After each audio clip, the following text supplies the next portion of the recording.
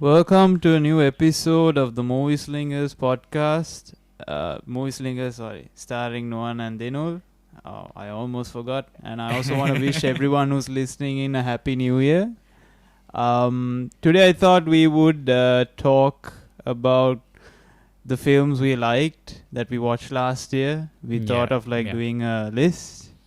Everybody loves making lists, especially. But in general, I think last year there were a lot of good films. I think. We are doing top 10. We are doing a top 10 of our favorites, best films. Yeah.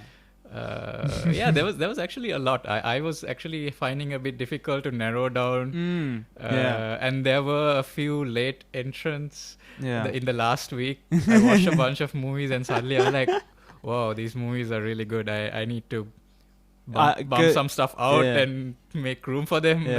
No, because when I tried doing I was just doing it on top of my mind, my top 5 favorite films.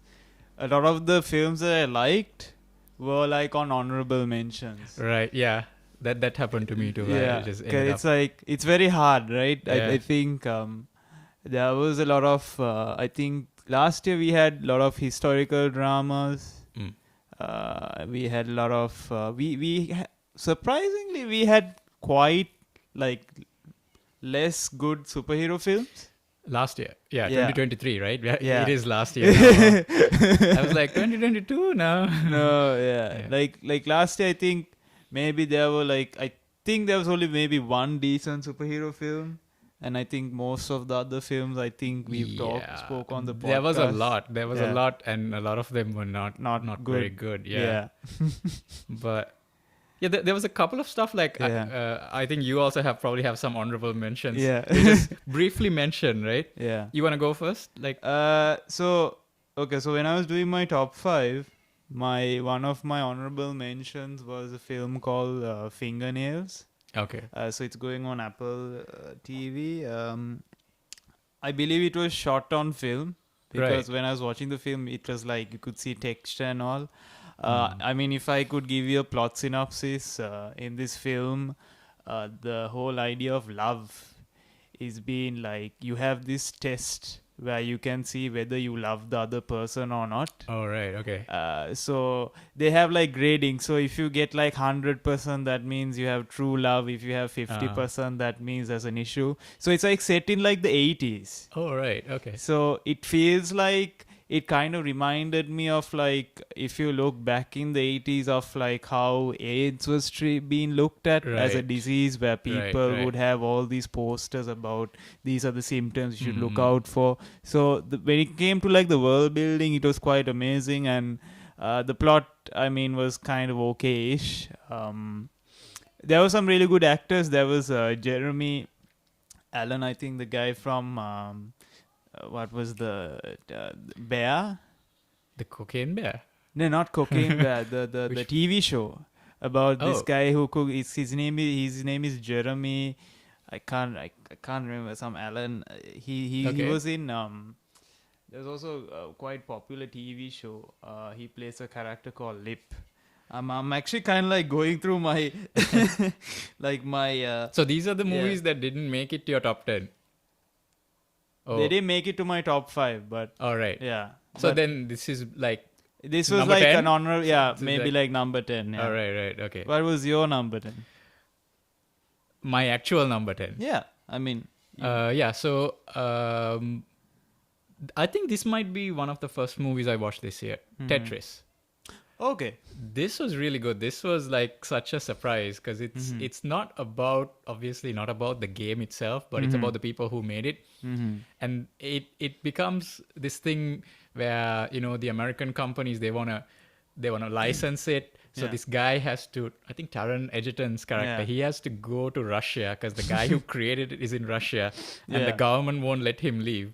So he goes on this thing and it turns into a political thriller. There's agents, there's double agents, there's all this espionage stuff happening.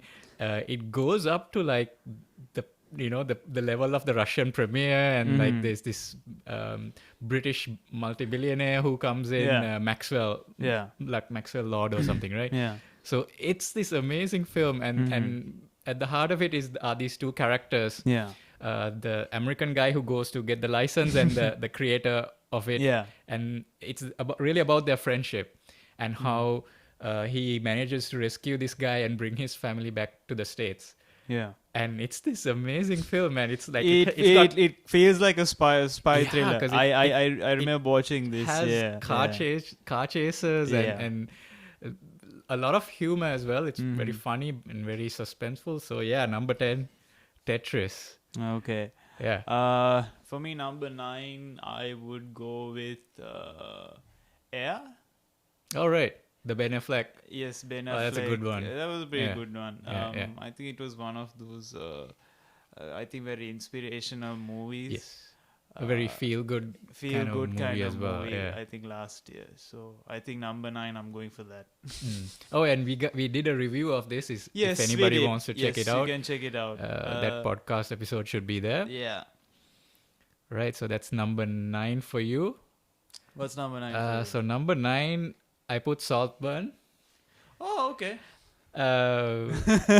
Saltburn is a weird movie. I mean, it was very suspenseful, like from start to finish. I mean, it might start off as being like, is it like a romantic drama kind of thing? But then it gets weirder and weirder. It almost like reminds you of watching Parasite, doesn't it? It's a bit of Parasite and Get Out. Yeah.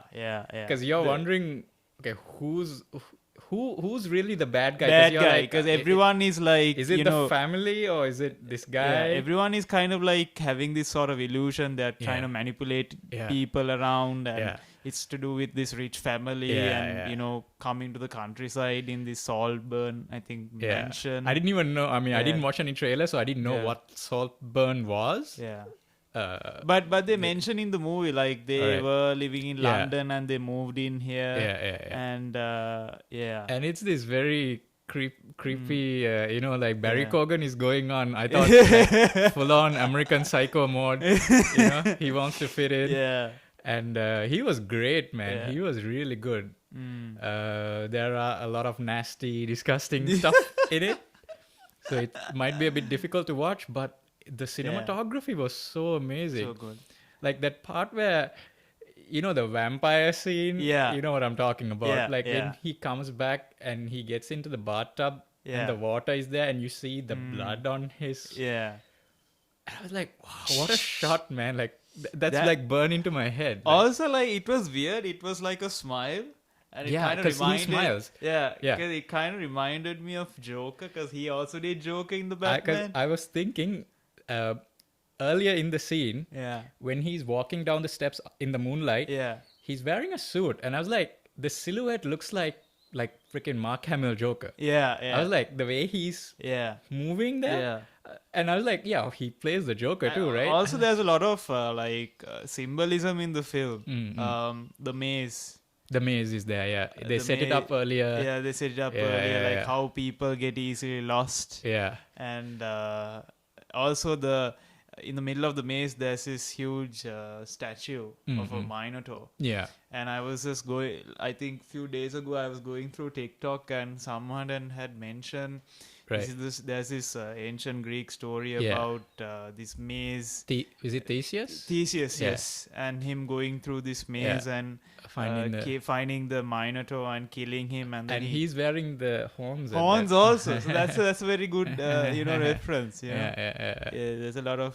I think that is a giveaway because it's probably around that time and you kind of clue in on to what's going on, right? Because up to that point you're not sure. And the very I think thrilling part is like when we actually go to his house and his parents are alive and you're like your heart is like beating up like, oh, like what's gonna happen? I thought that they would like kill him, or maybe Felix would like reveal everything to his parents, and then on the way back to Saltburn he's like, no, I can't say that because I'm freaking embarrassed. And so it's a really creepy, very suspenseful movie, very very well made movie. Yeah. For me that's like my number maybe 8 Oh, right. Okay. film. Okay. Yeah. And also this. I mean. Also, then it's your next Next one. number 8. I would say number 8 could be Saltburn because the Saltburn is also the last film I watched last year. So yeah. Yeah. When this came in, it bumped out. I think for me, it bumped out John Wick. I had John Wick in there for like most of the year. Yeah. Saltburn, okay, something's gotta go. You know what? I'm gonna put Saltburn in maybe like top 5 because since you talked about John Wick, I'm gonna. No, you don't have to do that. No, I just mentioned because I love John Wick. Yeah. Just for so it's an honorable mention for me. Yeah. But it got kicked out. Yeah. And the reason I did it was I mean John Wick is a big movie. I don't need to. Everyone has watched it. Yeah. I don't really need to recommend it. So I was like, okay, I'll I would say last year out of all the action movies, I think that was like the best. It was really good. Yeah. So what's your number 8 now? My number 8 will. You know what? Number 8 I will go with. So there's this film. Wait, I'm trying to go through my letterbox. Give me a sec. That's where I log in all my films. So number 8, I think I might go with Beau is Afraid. Oh, okay. I think we did a huge episode on this. We did an episode, yeah. That was a very interesting That was episode. a very interesting episode. I think it dwelled into lot into anxiety. Yeah. That's a weird movie again. It was in my honorable mention, but then I thought, no, Okay. I mean, I enjoyed watching the film. It's, I would say I would recommend it, even if you might not like it, but I think you gotta watch it at least one time. Yeah, one time and it's so creative. Yeah. Yeah. Bizarre movie again.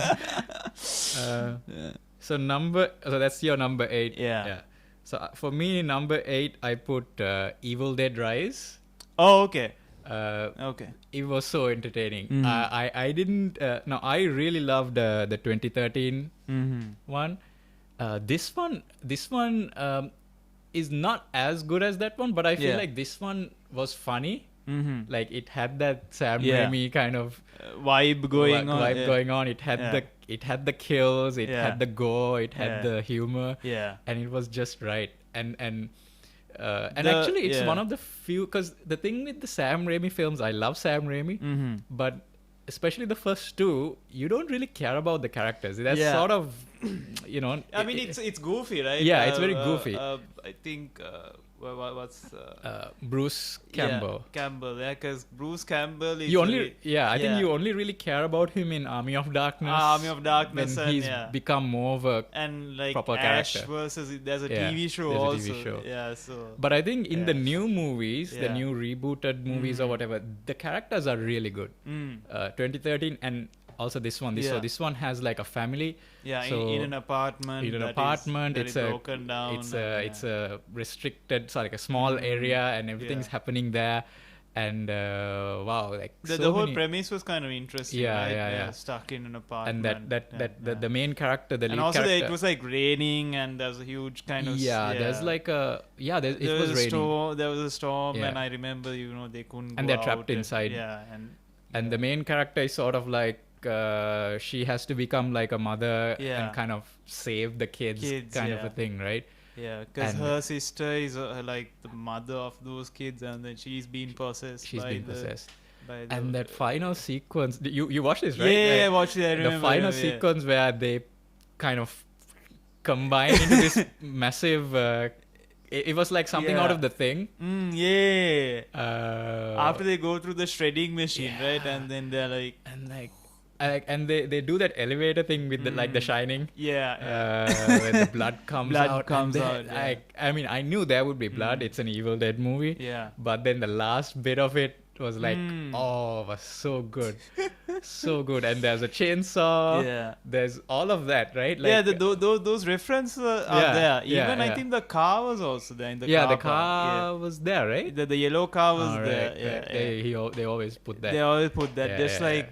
But I believe this was the producers. One of the executive producers was Sam Raimi and Sam Raimi was Bruce involved. Campbell also. And Bruce Campbell was also a producer, I think. Yeah, I think both of them are. I think they said in a few interviews this is something totally different from the Ash versus Evil Dead and that whole universe. Yeah. I think the 2013 it's its own standalone. I don't know, but it doesn't matter really. Yeah, I mean, they work as standalone movies. It's pretty fine like that. So it gave everything an Evil Dead movie. I think after the film, there was this lot of chatter about having another movie, and they might.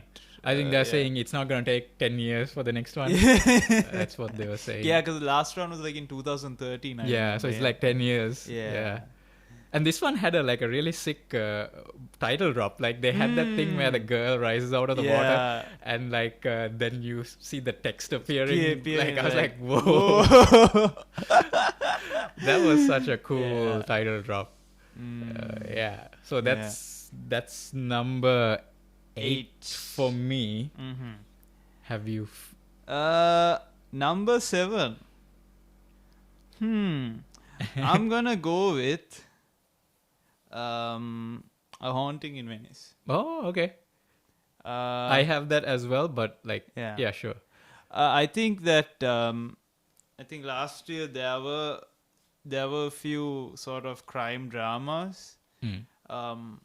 One of them, I would say, I think these were one of those good. I think in comparison to the second film, which was about the. You mean in the series, right? Yeah, in the series. The second film was what? The Death on the Nile. Death on the Nile. That was not so great. Yeah, it was the weaker. But this was like a whole other level. They took it to a whole other level. Yeah. Because when you watch the trailer, you think it's something supernatural, but when you watch a film and with the way they break it down, it's totally something else. The way they explain it was really good. Yeah. And the cast was also pretty good. Yeah, it had like Michelle Yeoh. Who else was there? Kenneth Branagh. Jamie Dormer, right? Jamie Dormer, right? Yeah. Dorner. I think, yeah. He was good. We had a huge discussion about this on our podcast. Yeah, so this also is one of our reviews. It's there. You can go check it out. Yeah. I have it a little higher in the list, but good movie. So 7 for me, I put Barbie. Oh, okay. I thought you would put it a bit on the top 5. Well, I mean, but okay. There are stuff there, but Barbie was really good. Such a fun movie.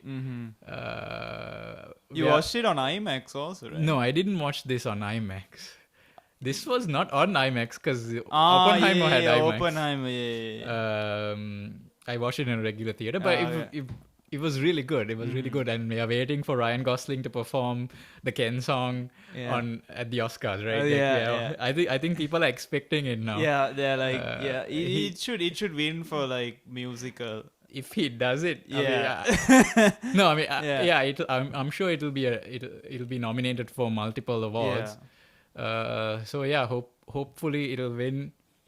Get a few wins. Now, I think they had to remove it from original screenplay to adapted screenplay, apparently. Oh, okay. Because apparently not, because it's based on it's based on an IP, but it's a very original story. It's it's not. Barbie doesn't really have a sort of what you call it, a lore or a origin behind it. It might have lore because there are specific characters.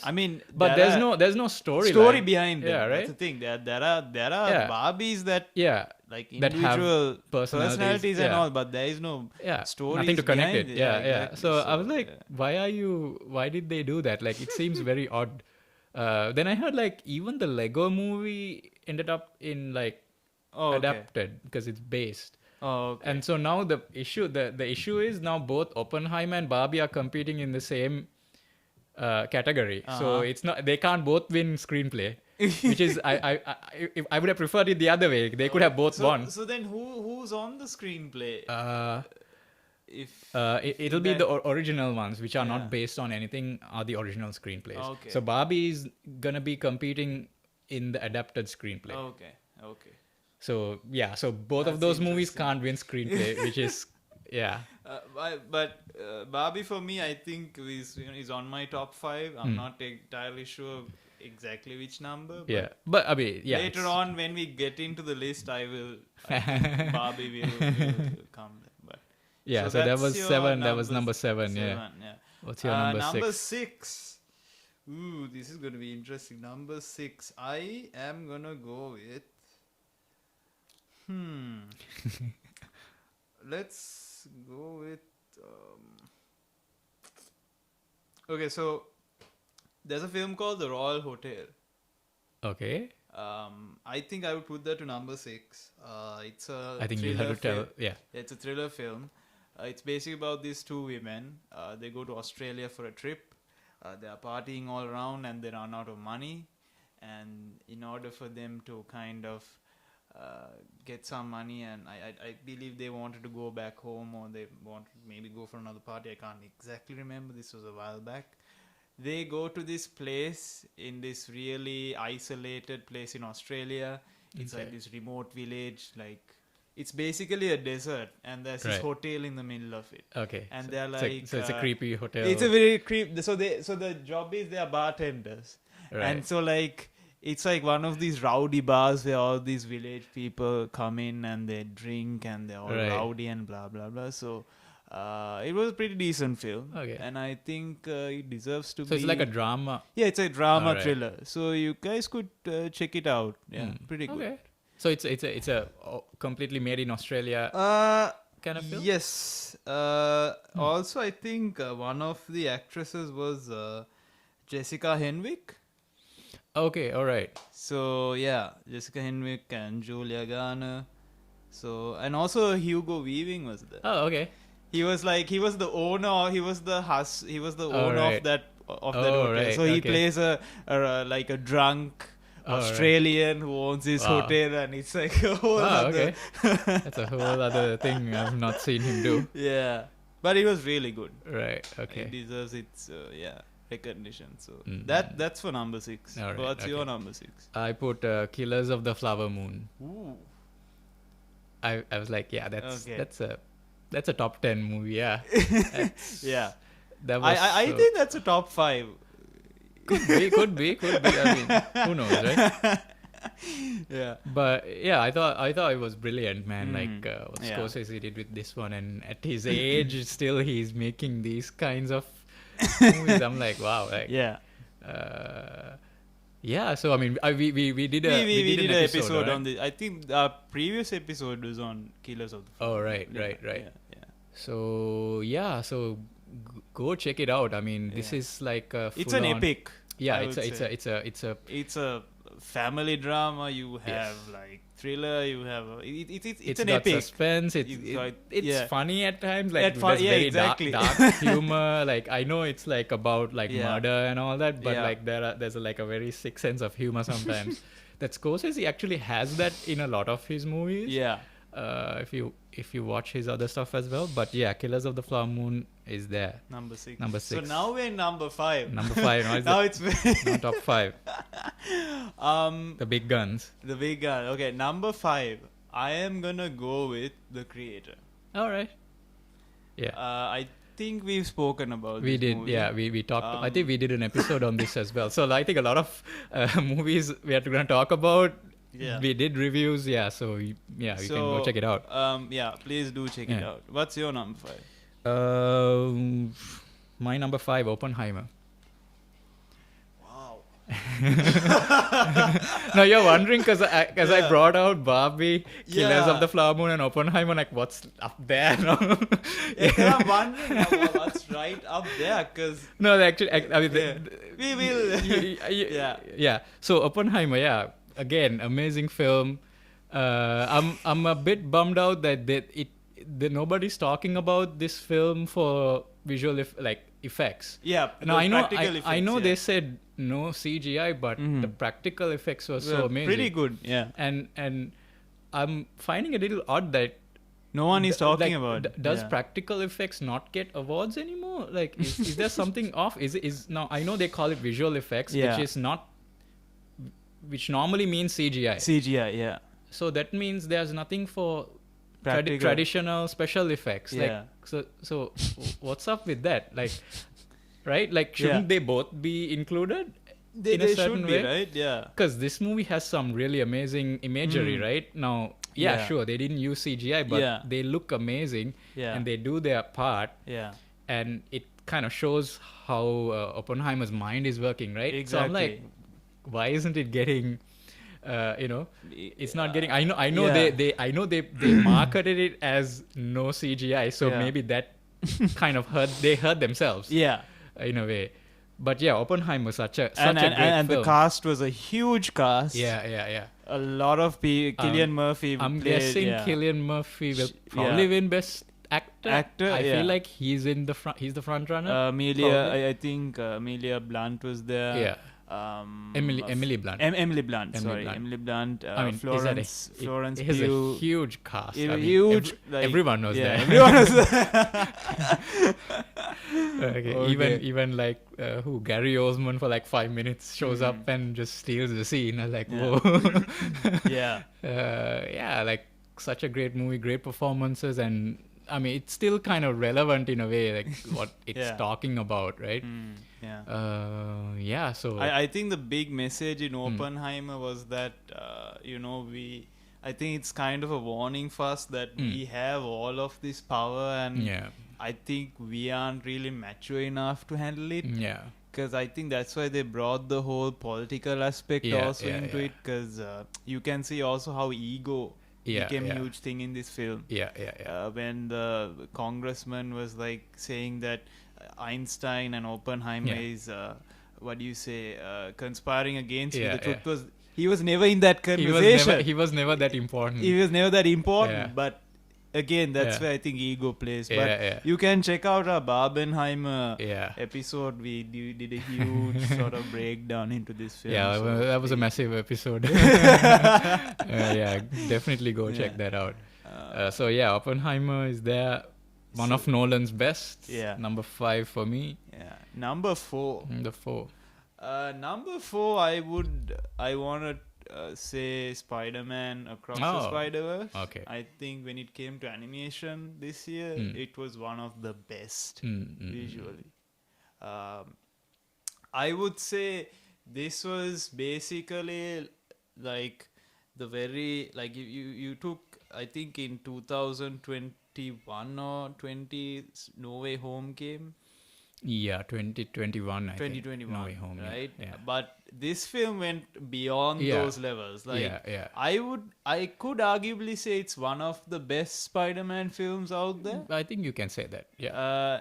I think not only they sort of paid tribute to all the I would say Spider, I think the variants out there, because it's very tough to bring such variants into movies, because when it comes to the comics, it's a huge world out there, and they brought all of that in this film. Yeah, they had like that one sequence where you had like 100, 200 different... If you're a fan of Spider-Man, you could like pinpoint and say, okay, this is this Spider-Man, this is that Spider-Man. So it was a treat. It was visually, I think each and every Spider-Man was unique. Each and every frame was unique. I think even to this day, people are still talking about that film. Yeah. It's one of those films, like people will still be talking about it even years later. So, and hopefully the next film won't take so long to come out. It'll come out sooner. Yeah. But I know. So let's hope it won't take so long. So that was number 4, right? Yeah. So number 4 for me was Haunting in Venice. Okay. So we talked about it before, like Kenneth Branagh's crime movie. I mean, it was. We forgot to mention it was very creepy. It was actually kind of scary at times. Exactly. And I remember, I think you also remember, we were at the film hall and we could hear voices. And we thought hear, that like someone was behind us singing or something. Yeah, we could hear. I literally turned back and like everyone. We both kind of turned our heads because we heard a little girl singing. I was like, hey, can you? I was almost like, can you please stop that? Yeah. To somebody, and then I realized, it's not. It's a disembodied voice. Like, oh my. Like it was that good. It was like the sound design was like. And again, we were not under the influence of drugs. No, we were not under anything. We're just like, whoa, what's that voice? Yeah. So yeah, props to Kenneth Branagh on that one. So that was my number 4. Yeah. Yeah. Number 3. Number 3, I'm gonna. You had John Wick somewhere, right? No, John Wick. I think I put it into like the honorable mentions. Right. That's like that's history now. Right. Now number 3, I'm gonna go with maybe Killers of the Flower Moon. Oh, yeah. As mentioned before, such a good movie. Oh, yeah. So that's your number 3. Yeah. Number 3 for me, I put The Creator. Oh, okay. I know it came out higher. It's just like every time I rewatched it, I was like, wow, I'm really into this. I'm really into this. Like I don't. You know. I mean, I think people will rewatch this not for the story. I think for the visual elements and the cultural elements and the world. It's like amazing to be in. Yeah, and I feel like a lot of people are complaining, oh, this didn't talk about AI issues. But then I realized we've done that. But that's not what it's about. Yeah. You know, it's not going into that kind of what is AI doing today and all and all that. Yeah, no, it's more about our prejudices and discrimination and also like, you know, US military kind of intervention. The military complex and the whole thing. It's more about that. And then I'm like, and it shows like, you know, Southeast Asian culture, and I was like, okay, there's really not many movies that do that. Unless it's a film made from Southeast Asia, which don't get a budget like this they don't get the recognition. They don't get the distribution unless some director out there comes across it and be like, you know. The only other thing I know that has epic visuals and about like Buddhist culture and all that is that Martin Scorsese Dalai Lama film, which Disney completely tried to push under the rug, right? Because they made the movie, but then they realized they had to open a Disneyland in China. Wow. And so they were like, we are sorry about that movie. And they didn't promote it. And Martin Scorsese had to promote it himself. Damn. Check out that movie. Really good. What's it called? It's called Kundun. Okay. Right? I'm going to check it out. So check that out. That's the only other thing I know that has like, you know, all these like the Buddhist shows a bit of the Buddhist culture and the creator kind of uses like things like, you know, reincarnation and things like, and puts that into, you know, robots and all that kind of stuff. It's very, very interesting. So I kind of grew on me, you know, it was odd. So I put that as number 3. Number 2. Number 2, I want to put both Barbie and Oppenheimer and call it Barbenheimer. No, you can't do that. No, but I'll put Oppenheimer. Okay. I think number 2 is Oppenheimer. Yeah. Such an amazing movie. So number 2 for me, this was like a late entry. This sort of came out of nowhere. This was The Holdovers. Yes. It was such a beautiful movie. I think I cried like a couple of times. It's sad at times. So what happens is Paul Giamatti is like this teacher in this private boys' school. And so he's like the teacher everybody hates. Nobody likes him. And then a bunch of kids have to stay at the school during Christmas holidays. They don't get to go home. So they're all either they can't afford to go home or for some reason their parents don't want them to come. So they're all pissed off. Paul Giamatti's character is also kind of tricked into like taking care of them. So he doesn't like them. They don't like him. And they all kind of have to be there. And there's this lady, the cook, who's like, I think her son has passed away. So she's also there dealing with that. So there's all these people, they're all dealing with stuff. And it just goes on and they have to kind of learn to... That's a really good Christmas movie. It is a good Christmas movie. And if we had done... I mean, we couldn't do the Christmas movies episode, but I would have felt like that would have That would have been been, definitely been there. Yeah. Because it has such like wholesome moments as well. Yeah. And Paul Giamatti, man, great performance. I'm kind of rooting for him to win. Yeah. I know Cillian Murphy's probably gonna get it because he got the most attention. Yeah. But this is like Paul Giamatti giving like I think he would get a nomination. He would probably get a nomination. Yeah. This is like a career best kind of performance, and man, he's great. It has this movie has a bit of a Dead Poet Society kind of thing, and he's like a history teacher. Yeah. So it goes into his backstory. It goes into one of the other kids' backstories, and so really beautiful movie. You gotta check it out. Yeah. So that is our number 2, right? Yeah, that number 2. So number 1, I'm guessing. Before I want to go to number 1, I want to give some honorable mentions. Go ahead with your honorable mentions. Dream Scenario. Dream Scenario, yes, the new Nick Cage film. After watching that film, I was like, if Nick Cage claims that he's gonna have his last few films, I think he should do it with A24. He should do more with A24 than anyone else. Yeah. That's a really good movie, like about like cancel culture and dreams and internet celebrities and fame and this whole thing. Very, very interesting movie. That's one honorable mention. Another honorable mention is a film called Anatomy of a Fall. Okay, I could not watch that. It came a few months ago. I don't know why people aren't talking about it, but the film is basically an anatomy of a fall. It's I'll go ahead and spoil it. I mean, it's a last. Give the setup for it. So basically what happens is there's this family in this sort of coal, like in this, I think they're in Iceland or somewhere. I can't remember the location. And what happens is they find out the father or the husband of the family has passed away, like fallen, and he's like bleeding. So he's passed away. He's passed away. And obviously the police come in. So they investigate. So there is a trial because they believe that so this house is a huge house. It's like, when you go to Alps, you have these huge houses. Right, okay. So he fell off from the top floor. Right. And he landed on a little hut, and then from that impact, they say he passed away. But they believe since he fell that high, it could be also murder.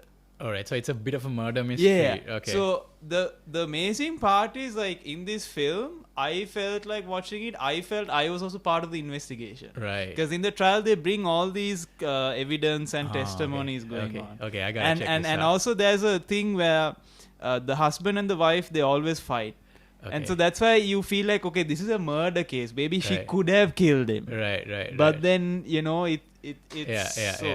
That sounds really good, man. Other than that, did I bring Saltburn into? Yeah, you did. I think you brought it into the. Did 10. I bring it to my list? I don't. Remember. I think you brought it into your list. Do you remember your list? I totally. Go back and watch the episode. Listen to the episode.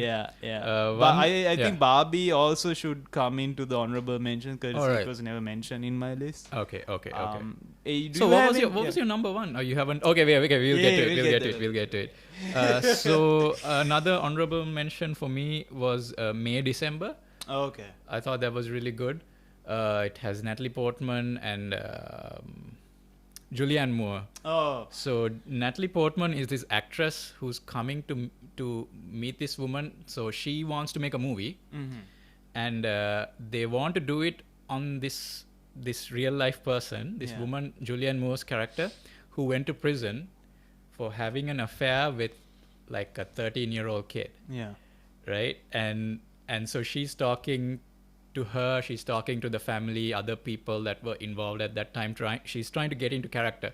So it's on one hand a bit about child abuse. It's another bit about how Hollywood grooming and also Hollywood kind of exploiting kids and not kids, as in Hollywood is exploiting this tragedy, right? Yeah. Okay. Because Natalie Portman is coming wanting to get into character as that woman. Oh, okay. And she's digging up the past and trying to find out what happened because she wants to play her. Oh, She wants to play the person who went to prison for grooming and all that. Wow. So it's on so many levels, right? Uh-huh. And so she's meeting. I guess it's very hard to tell what is reality and what is not in the film. So even she's not 100. We are not 100% sure exactly where things are. Yeah. Because the kid is now grown up, and at the time when Natalie Portman's character is coming, he's married to that woman now. She's come out of prison. They've gotten married, so it's a very complicated situation, and they have kids as well. So there's a whole thing, right? Yeah. So like it goes on so many levels, right? So it might be a bit uncomfortable to watch, but it's really good. And there are some, again, amazing cinematography at times. Like they do this thing where you have Julianne Moore there, and you can see her reflection in a mirror there, and then Natalie Portman is sitting to the side, and I think Natalie Portman is trying to pick up her mannerisms. Oh, okay. So she's trying to sit like her, and you can see in the mirror she's trying to pick it up, right? Yeah. And it's like pose, and you can see it in, like, there are some, scenes where you can, it's happening and you're like, whoa, okay. And so it's tough subject matter, but somebody's got to talk about this kind of stuff, right? So that was, I think, an honorable mention for me. And also a bunch of movies that I didn't expect to be good. Gran Turismo was really good. Okay. Just gonna throw out, I like Blue Beetle and Aquaman. Okay. Not gonna go in a top 10 list or anything, but I was like, really good. I like the Hunger Games movie, the new, the prequel, which was really, really good. So yeah, that came out. Is Napoleon in your honorable mentions? Yeah, I would put Napoleon. Yeah. It was a very kind of entertaining kind of movie. Blackberry is another one. Yes. Also, Teenage Mutant Ninja Turtles. Okay, I didn't watch that one. It was in my honorable mentions. Pretty good animation. Right. And the turtles do act like teenagers, and they're actually voiced by teenagers. Right. Amazing. I think Seth Rogen is one of the producers or the directors, but amazing. Mission Impossible? Oh, okay. I think even John Wick comes also. John Wick, John Wick 4 was such a good movie. Guardians of the Galaxy 3, I would put it in my honorable. It was actually in my top 10. Yeah. And then got kind of bumped out. Yeah. I was like, okay. The holdovers came in, and I was like, okay, something's going out. Yeah. You wanna go to top number 1? Or do you have more honorable mentions? What do you think about the new Chicken Run movie? I kind of liked it. Oh, I didn't watch it. It was pretty okay. That's also like okay. But what's your number 1? My number 1 is Past Lives. Oh, okay. I've heard of this. It's an A24 film. This is the first. When it came to the director, this is her first film, first debut film. I believed when we were doing the AI episode, we placed a vote. Yes, we did. And Past Lives was also Past Lives was one of those movies there. The people didn't vote for that. People voted for the democracy and all that. It's cool. Democracy and all that. Again, so the premise is that there are these two kids in South Korea. The girl, her name is Nora. She had this sort of childhood crush or love towards this boy, but unfortunately, this girl and her family goes to the US to have a better life. Very stereotypical. No, not stereotypical. The immigrant story, right? Of people going abroad to get a better life, better quality of life and all. Many years later, I think 14 years later, they sort of reunite on Facebook and they start talking to each other and all. But unfortunately, it didn't last long. So this girl, Nora, ends up marrying an American. And this guy who's in Korea, in Korea, they do this whole military service, blah, blah, blah. And many years later, he decides to come to America to visit her. So it feels like a love triangle going on. Right. Because the husband who's American, he feels left out because he says that whenever you dream, you dream in your language and I don't understand Oh, it. right. Okay. And you speak in another language that I don't understand, and I'm worried. Right. And the guy, on the other hand, he's like, why did you like go with this guy? Like, what do you think is it's very emotional. I don't know if whatever I described as justice. Right. Because it was so good, and I after the end of the film I actually cried. It was good. Wow. Okay.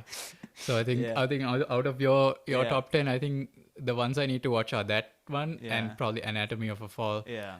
I think those are the ones. I mean, they were on my list. Yeah, but I didn't have time to watch everything. Especially the last week I watched. No, 'cause, like, so even on my point, I couldn't watch the holdovers. The holdovers, yeah. Even last week I told you. Yeah, you gotta check this out. But yeah. So okay, my number one. I think people will know this.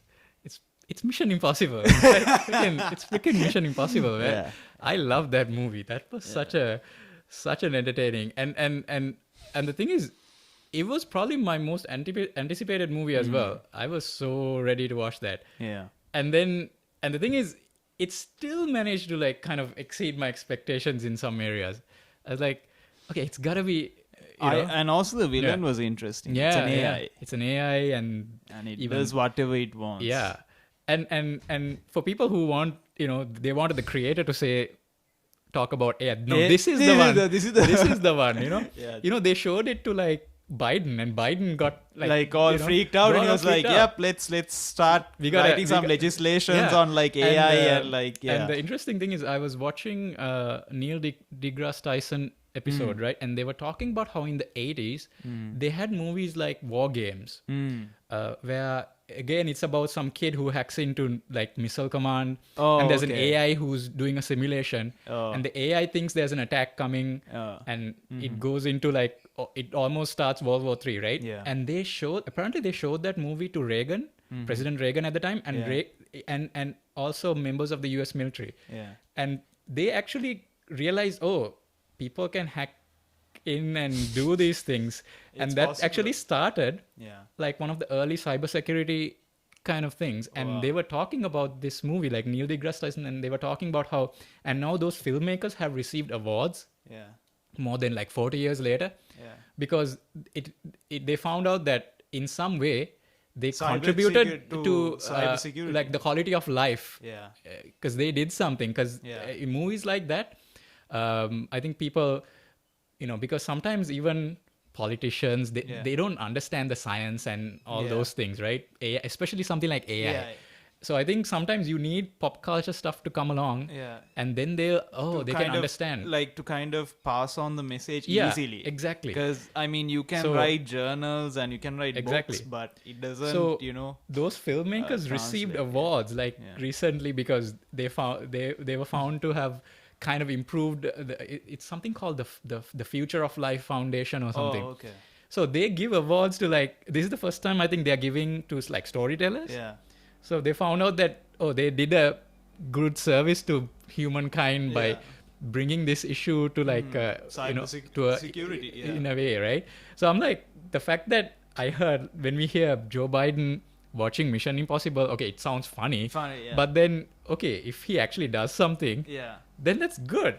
No, because a lot of jobs are being taken by AI at this moment as we speak. Yeah. So if they could bring some sort of legislation to maybe curtail the issue, or maybe bring some sort of solution for the people who are let go of their jobs. That's true. I mean, the film has done its part. They actually now, I think they put it into their contracts now. Like the strike, the whole strike happened, right? I mean, when it comes to Mission Impossible, I mean, anyone can look at it and be like, it's an action film and it's sci-fi and all. But I always believe sci-fi, in one way or another, always contributes to society. Yeah. Because they bring out like the best of. I mean, they bring out the best and the worst of what technology can do to us. And also, even when we talk about AI, we talk about films of Terminator, and Yeah. And not to mention, Mission Impossible was a heck of a fun time. It was a fun film. It was a fun film. So I just put it. Now, before we wrap up, Yeah. I just want to mention there was one movie I think I desperately wanted to watch, but it's not available here. I can't watch it. Godzilla -1.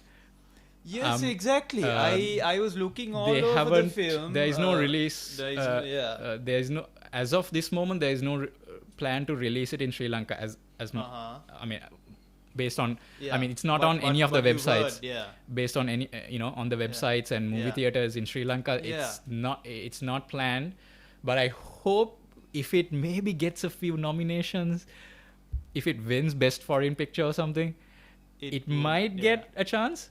Because sometimes what happens in Sri Lanka is if a movie wins a bunch of awards, then they show it. They show it. So let's hope it wins something, so we can get this thing. Because I have a feeling it would have been in my top 10. Yeah. Because the way I hear people talking about it is like one of the. Because people are putting it in their top 10 lists. Exactly. I'm like, I go on YouTube and I look at all these film critics. Yeah.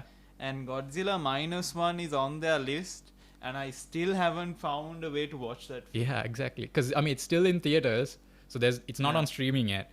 So and it's only in theaters in Japan, US, and a few territories, right? Yeah. So I think it's starting to go to a few international places. So let's keep our fingers crossed. Yeah, maybe I also had that same situation with Anatomy of a Fall. right. They showed it in US and a few other regions. They didn't show it here. I had to wait like I think 3-4 months later to bring it out on the internet.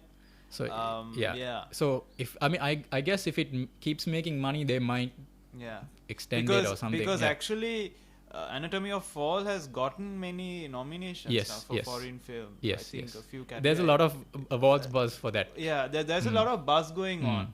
Not a lot of hype, but there's a lot of buzz going on. Yeah, so there's a push going on. Exactly. Yeah.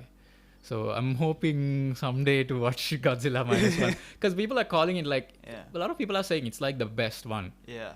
So okay, a lot of them aren't very good. I know, but I think when the Japanese filmmakers take it seriously, they do a good job. When they take it seriously, sometimes they do silly stuff as well. So about Japanese filmmakers, right? Yeah. One thing about the industry is they don't have much censorship as US. Right. They go all in. They go bizarre. They go crazy. I watched a film. So I'm a huge fan of this director called Sion Sono. Okay. He has also done a Nick Cage film. Oh right, okay. Is it the assassin, the ninja, the one Prison in Tokyo Land or something like that. It's not the one. It's the one where he has explosives on. Yeah. That's I believe Ghost, that's the film. Ghost. Yeah. Prisoners of the Ghost Land something. Yeah. That was one of his. Right. Yeah. His filmography, his cinematography, or whatever it is you can call it. Yeah. It's like he goes over the top. Yeah. It's like when it comes to violence, when it comes to very erotic stuff, he goes over the top. Yes. And like when you start watching his film versus the end of the film, you're like two totally different people. It has changed you. It has changed you. So that's what I love about Japanese filmmakers, and I was looking forward for Godzilla because I know they can do it well. Yeah. They are not censored by any studios or any censorship, nothing. They can go all in. Yeah. They have that freedom. So just gonna mention that one because it probably would have ended in my top 10 had I watched it, but yeah. So I think that's our top 10. Are you okay? Do you want to do worst films? I mean, maybe 5, like on top of. I would say like top of it is like. Let's say worst or disappointments. The Flash. Yeah, the Flash. Yeah, I would probably say Flash as well. Rebel Moon. Oh, I didn't watch that one. Oh, I decided not to watch it. I decided I'll watch whatever the director's cut would be. And I'm not gonna watch this twice. So I'm just gonna watch whatever the director's cut is. Another film that Fast X. Fast X, okay. I had fun. I had fun with Fast X. No, it's like See, I went there with very low expectations, and then it went way below Oh my that. God. So it was bad. And I know I know this is gonna be very controversial, but I also didn't like the killer. Oh right, David Fincher. Yeah, I liked it. I liked it. Because I'll explain it to everyone here. So the killer, it's based on a comic book. It's a French comic book, right? So you can go online and you can find out the difference between the comic book and the film, and it's like black and white. Because the killer, the main character in the killer in the comic book, he does this thing where when he comes across a situation, you know, this we always have these ethics in our mind. He argues with that, and he brings like a historical context to it. Okay. And he argues like, okay, maybe I should kill this person, maybe I shouldn't. Right. And in the comics, what happens is, so in the film, I think the very first scene, it's just like in the comics. Right. He messes up a gig, and then so in the comic also he messes up a gig. But from there onwards, what he does is he does his job, and he tries to fix the past. Right. By like, so the people who hired him, they're like, okay, you messed up. We want you to do these other gigs, right? So that we can forgive you and whatnot. Okay. So he has a way out He sort of has a way out. So it's kind of revenge because he messed up not his first job. Right. He's one of those gigs, and he needs to sort of repay. Right. But in the film, they just come after him because his girl got beaten up and blah blah blah, and he goes on a revenge thing. Right. So, and also a little thing is that in the comics, the character has a bit more charisma. Okay. His inner monologues are very interesting, and he has an interesting backstory. All right. So, like, how he got into the whole thing was that, so he sleeps around with women. Okay. And he slept with this one woman, and this one woman was like, I want this guy who I know to be killed or beaten up or something.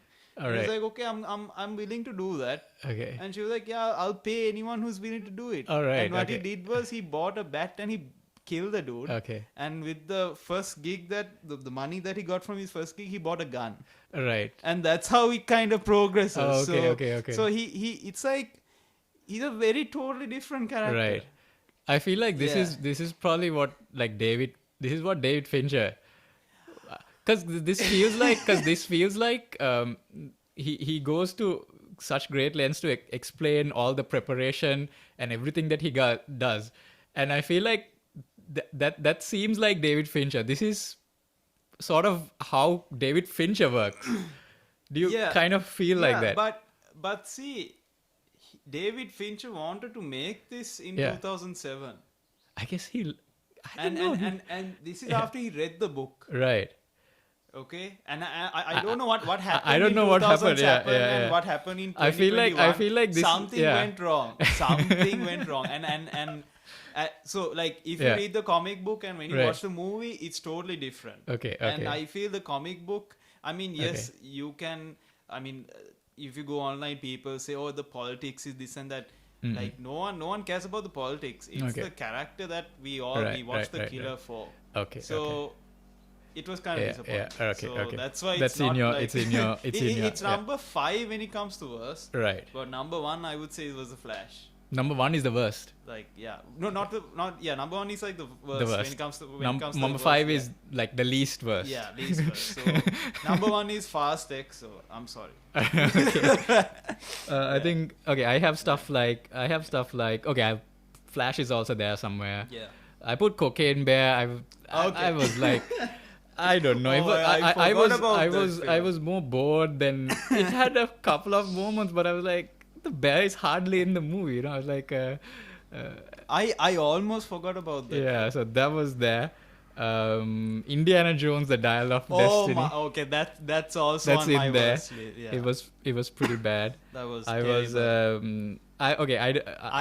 remember in that episode when we recorded it. I was like, why did they even make this film? Make it? Yeah, in the first place? It just feels so tiresome and I don't know what they did with that one. Another one I didn't like was Magic Mike's Last Dance. Oh, No. you watch it? Okay, here's the thing.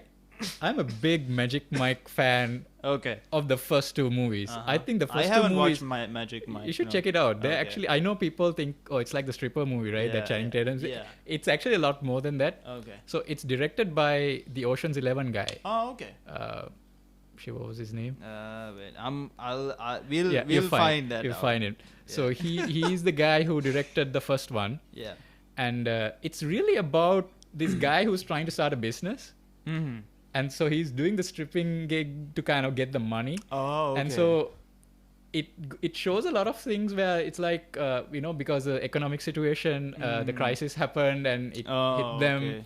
So it's really about that. Yeah. And about following your dreams and kind of thing. It's a right? inspirational sort of. So the whole male performing part of Yeah. it is more that it's there to kind of, it's I guess, the to get kind the of attention. the icing of the cake. Yeah. But, And the characters are really good. And Matthew McConaughey is there and all these, who was the guy who played the Flash in the Sam Raimi Spider-Man movie?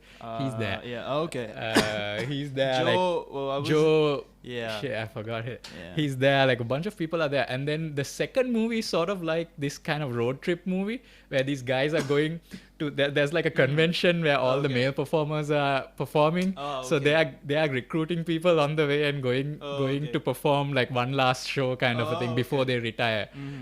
So it's like that. So actually, the first two movies really good. The third movie, horrible. And I know it's the same director. And it's the same guy, the Oceans guy, right? I was like, it was such a boring movie, and I'm like, how did the first two movies so surprisingly good, and then this one is like, Maybe it was one of those cases where he wanted to get the final check and was like, let's make this one last film and just like wrap things over. So Channing Tatum is there, but like. Yeah, I don't really care about that one. So that was a bit of a dud for me. Yeah. Other stuff like the Transformers movie. I didn't watch it. Oh, you didn't watch it. I checked it out online. I was like, nah. I was very happy. I was invited for a premiere. I didn't go for it. And when I actually watched it at home, I realized I was very happy. I was very relieved. I didn't go to the movie theater and I saw the clips online. Yeah. And I was like, oh, thank God I didn't watch that movie. The last 30 minutes is this big CGI. It's like mess. It's like garbage. I was like, the Michael Bay movies. The sequels aren't very good. Yeah. But they look good. They look good. Like he knew how to shoot them. This whatever this thing is just a whole bunch of CGI. It's like they made the film so that they can sell more toys. Probably. Maybe sell more merch. Oh, they did do one thing. They at the end of it they kind of crossover with G.I. Joe. Okay. So I don't know. Yeah, so they have the secret government organization and they showed the G.I. Joe logo. So I think they're gonna try and crossover. I don't know, but it's probably not gonna be good because this one. I believe it's Hasbro, right? It's Hasbro. So I mean, think probably after Barbie. Barbie, they were like, yeah, we need more. Franchises. We need more of these. Yeah. So that was I would say not a very good movie. But I mean I don't want to spend too much time trashing. This is where I was talking about these films that are not so like that they're so forgettable that you kind of watch them like while you're in the hospital or you're on the plane. The Transformers movie was like I don't remember anything. It's content. Yes. Like, the Transformers film definitely felt like content. I don't remember anything about it. Yeah. That and also Indiana Jones to a good extent felt like content. Yes. Yeah. The Magic Mike thing doesn't feel like content. It just wasn't fun. Good. It just wasn't good. Yeah. So those are our disappointments, I guess. But I would say last year, there were so many good films. Yeah, there was so many. Yeah, I think we couldn't even mention some of them in our top Yeah, 10 list, yeah. but they are there in yeah. honorable. I mean, that's why we have like my honorable mentions is as a long as long list. the main top 10. And like the worst films were Yeah. like quite low. Yeah, like yeah. in comparison to the previous years. Yes, So yes.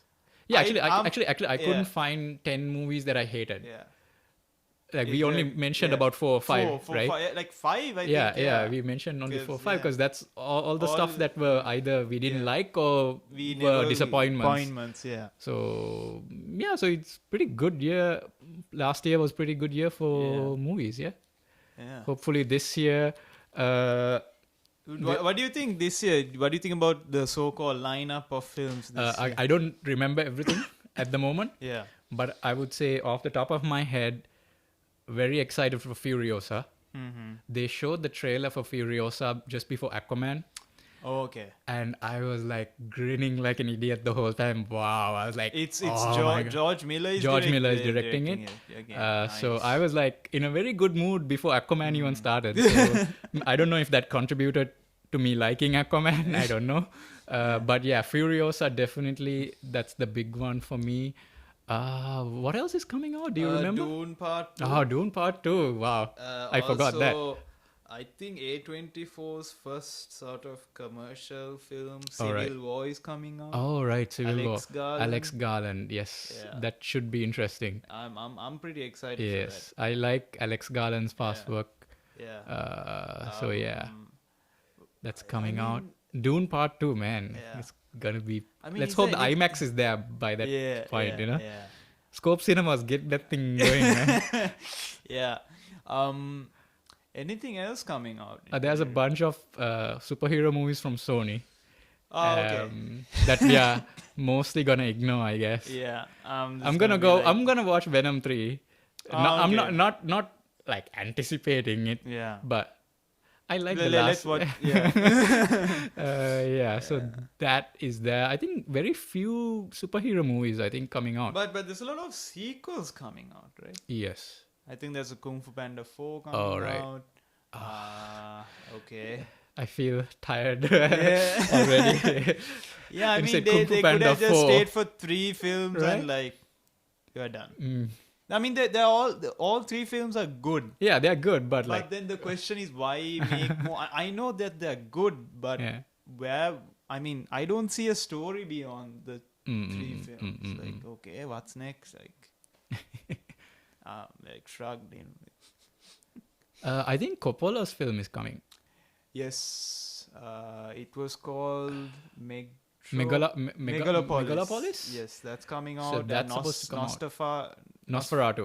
Eggers, is coming Robert out, Eggers. Yeah. I think maybe a Jordan Peele one as well. I think. Yeah, I think. He's working on something. I don't know what it is yet, Mm-hmm. but that also might be coming out. Yeah. Man. Yeah, so that's all we remember right now. I can't. Yeah, no, nothing because comes to I mind. think when we are going into the year, Yeah. more and more films will pop up. Yeah, like yeah, last year, Yeah. like Saltburn. I I think Gladiator 2 is coming. yes, Gladiator 2. So Ridley Scott, like going back to Gladiator, Denzel is there, Yeah. right? Denzel is there. Who else is there? Also the guy who was in After Sun. is After also- Sun guy. Yeah, yes, he he's was also there. Coming in. Lot of I mean, let's see how it goes. Yeah, that's how it goes. Let's hope it's gonna be a good year for film. Yeah. And, Because last year was those kind of comeback years when everyone was like, let's go to the film Yeah. hall and watch some Yeah, films. Like, it felt- was one of those years. Yeah. Because I felt 2021, 2020, there was a small period where everything kind of felt like you go to a film hall, it's all these superhero films and remakes and sequels. This year, 2023, the superhero movies kind of went down a bit. They went down, and I'm happy for it because even TV shows too, they were not. I mean, other than Loki season 2, everything else kind of went down. Good. Go ahead. I think people are losing a bit of interest. Yeah. And then they see other movies like Oppenheimer and Barbie, and they're yeah, different. They're different. Then they're different. You know, they feel different. Yeah. You know. So yeah. Anyways, thank you so much for Yes. tuning in. Can't wait to watch all those 2024 films we were talking about, and stay tuned for more episodes. Yes. So yeah, see you all. See you guys. Bye bye. Bye bye.